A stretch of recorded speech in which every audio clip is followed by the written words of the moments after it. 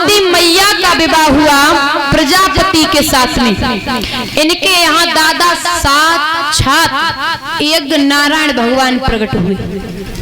यज्ञ जानते हो, जो आप यज्ञ हवन करवाते हो, भागवतों में हवन होता है ना, वही यज्ञ का।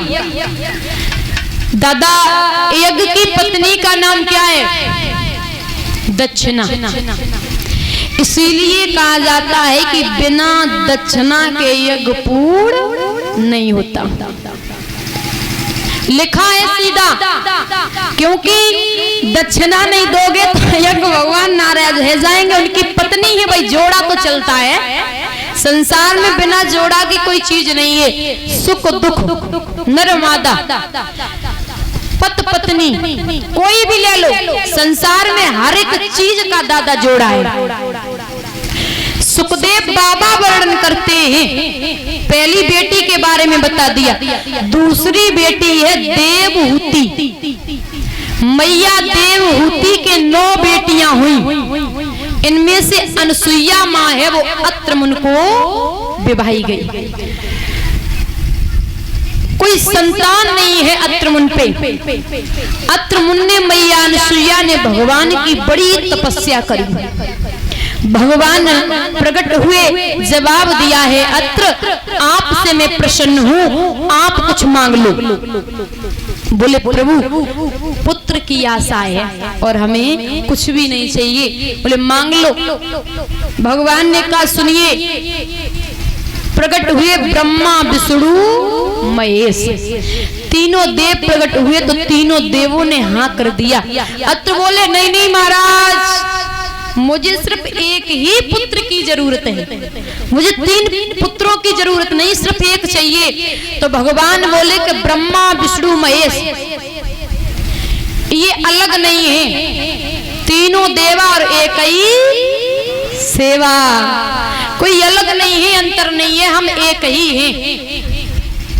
तो दादा ब्रह्मा के अंश से हुए चंद्रमा, ब्रह्मा के अंश से हुए चंद्रमा और शिव के अंश से हुए दुर्वासा मुनि, साक्षात मैया अनसुईया के गर्भ से हुए दत्तात्रेय मुनि।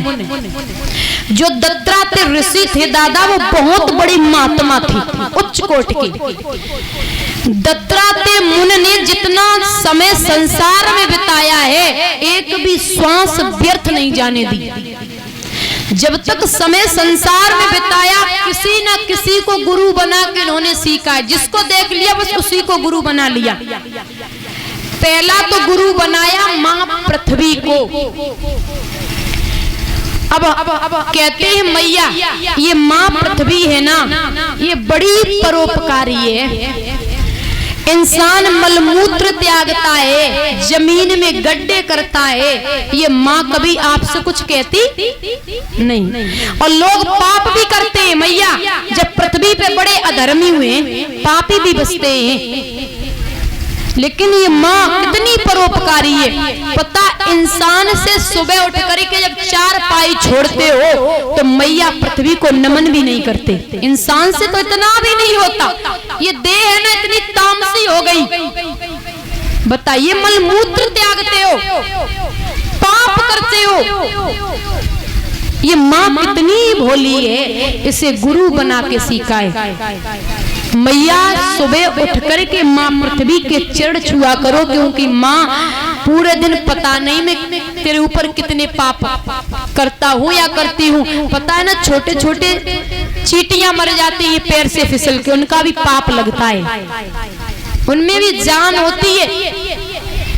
तो इस माँ से सुबह ही उठ के क्षमा मांग लिया करो, मैया मुझे माफ कर दे, मैं मलमूत्र भी त्यागता हूँ और गड्ढे भी करता हूँ, मुझसे गलती बन जाए, माँ मुझे माफ कर देना। फिर माँ ये कहेगी कम से कम मेरा ख्याल तो है आपको, ये माँ प्रसन्न हो जाएगी पैर छूने से। पहला गुरु बनाया पृथ्वी को, माताओं, और दूसरा गुरु बनाया वृक्ष को। समझदार लोग हो, एक बात बताइए, वृक्ष अपने फल खाता है? स्वयं नहीं खाता। वृक्ष के फल कौन खाता? आप और हम, वृक्ष के फल आप और हम खाते, वृक्ष की छाया कौन लेता? मानव। वृक्ष की छाया मानव ही लेता, ऐसा तो है नहीं कि वृक्ष स्वयं छाया लेता हो, आप और हम छाया लेते हैं। कितने परोपकारी हैं दादा। सुनिए, इंसान से अच्छे तो पेड़ पौधे हैं, इनमें भी जान होती है।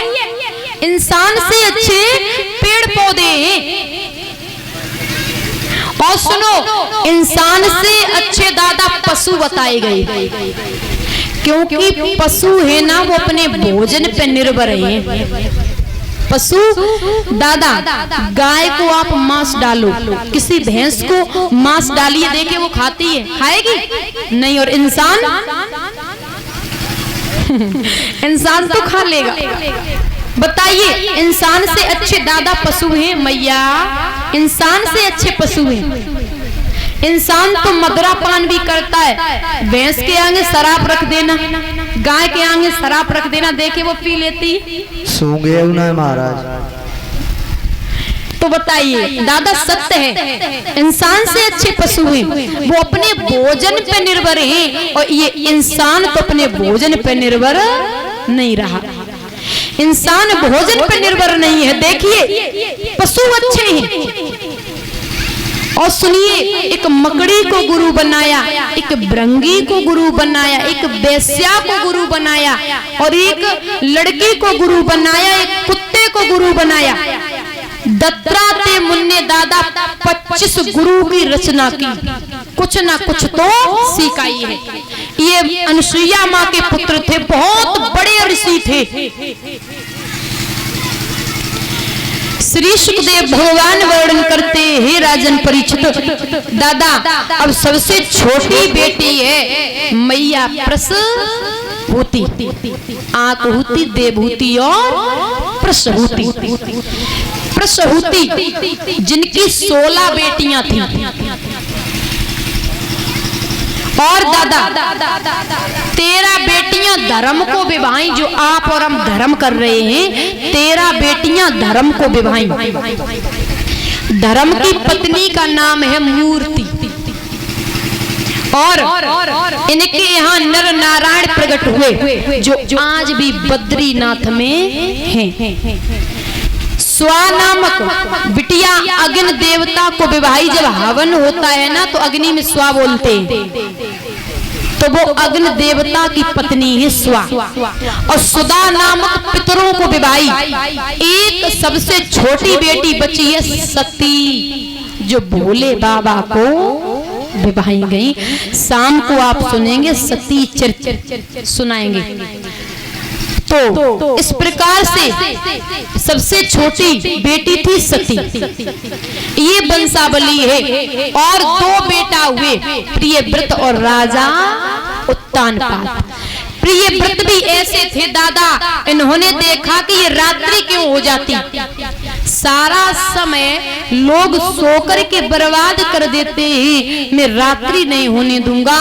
और प्रियव्रत ने 7 दिन तक रात्रि नहीं होने दी। ब्रह्मा जी आए, जवाब दिया, बेटा पागल हो क्या? प्राकृत की कोई भी चीज व्यर्थ नहीं होती है। बताइए, जो प्राकृत की चीज है वो कोई व्यर्थ है? नहीं है व्यर्थ। समझाया है प्रियव्रत ने, मान लिया है। ऐसे थे प्रियव्रत। और सुनिए, राजा उत्तानपाद। उत्तानपाद दादा हम किसे कहते हैं? उत ऊर्ध्वपाद्यो सा उत्तानपाद्या, जिसके ऊपर को पैर हो नीचे को सर हो, उसी को हम उत्तानपाद कहते हैं। और माँ के गर्भ में हर एक व्यक्ति रहा, यहाँ जितने भी बैठे सब उत्तानपाद हैं। और सुनिए, उत्तानपाद की 2 पत्नी थी, पहली सुनीति और दूसरी सुरुचि। दादा वैसे ही हम और आप उत्तानपाद हैं, और हमारी तुम्हारी भी 2 बुद्धि हैं, एक बुद्धिमानी सुनीति और एक मनमानी सुरुचि। बुद्धिमानी बुद्धि कहती है भैया शास्त्र के हिसाब से चलो, जिंदगी अच्छी कट जाएगी, ठीक है ना। और वही सुरची मनमानी बुद्धि कहती है, अरे पता है शास्त्र बूढ़े होए गए जाने कब के हैं, जे शास्त्र बूढ़े होए गए कुछ पता जे कब के हो, अरे छोड़िए मनमानी से चलो। तो वही राजा की दो पत्नी है, वैसे हमारी तुम्हारी भी दो बुद्धि है।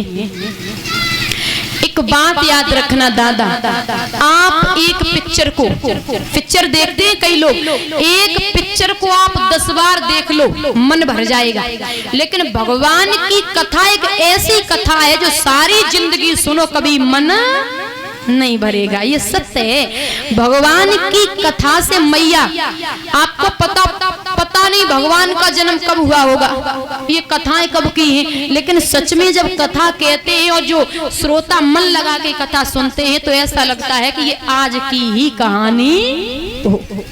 देखिए भगवान की लीला कितनी निराली है, रोज नया लगता है। और एक पिक्चर को देख लो तो मन भर जाएगा, दोबारा देखोगे नहीं। श्री सुखदेव भगवान वर्णन करते हैं, राजन परीक्षित राजा उत्तानपाद दादा बड़ो अच्छो राजा है, लेकिन समस्या यही है कि राजा के कोई बेटा नहीं है, पुत्र की कमी है घर में। राज्य के लोग हैं वो निर्वंशी के नाम से बुलाते हैं। राजा को बहुत बुरा लगता है कि राज्य के लोग निर्वंशी के नाम से बुलाते, मेरे कोई संतान नहीं है। क्या तुम निर्वंशी हुई गए भूप दुनिया में,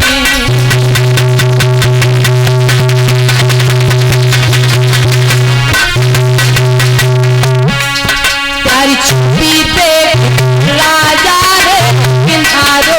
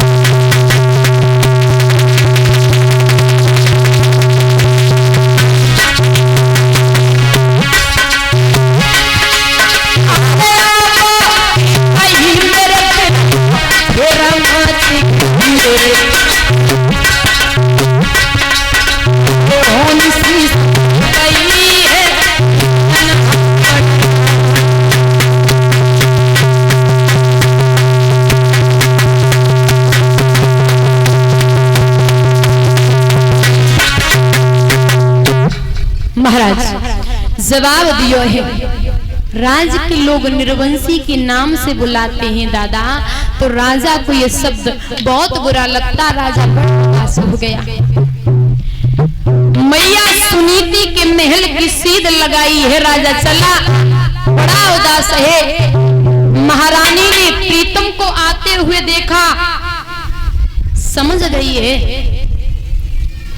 कि आज महाराज का चेहरा है ना मुरझाया हुआ है। राजा को देख करके महारानी ने पगल को नवा दिया, बोले आइए महाराज बड़े उदास लग रहे हो। राजा नाय बोले, मैया बोली महाराज उदास हो। रानी हाथ जोड़ के बोली, अरे बताओ ना क्या कारण है, कुछ बोलो ना। तो मैया हाथ जोड़ के बोली कि आरे कर जोरे पूछ रही पंचो रानी,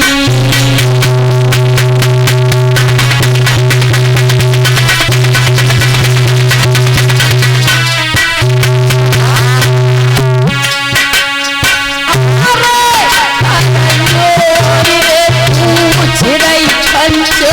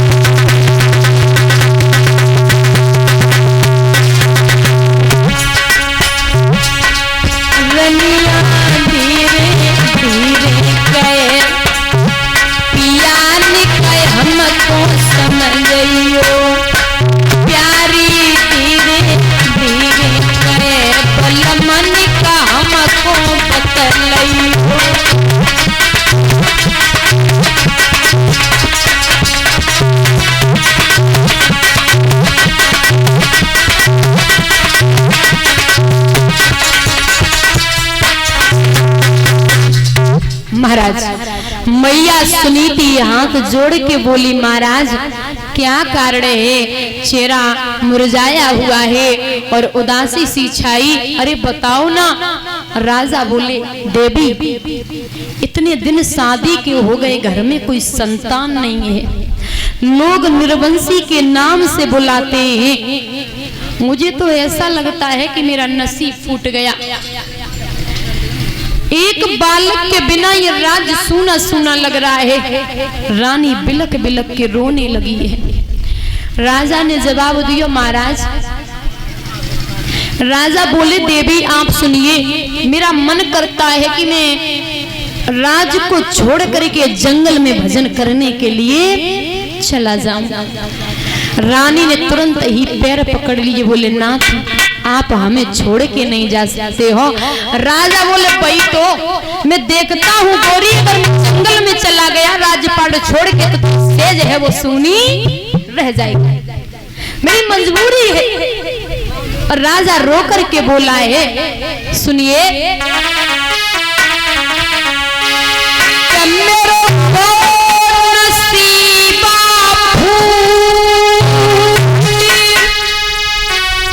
करम को खोटे भाग को ठोकू, मेरो मंगे रनिया ही रे जाए, मैं कैसे रोकूं।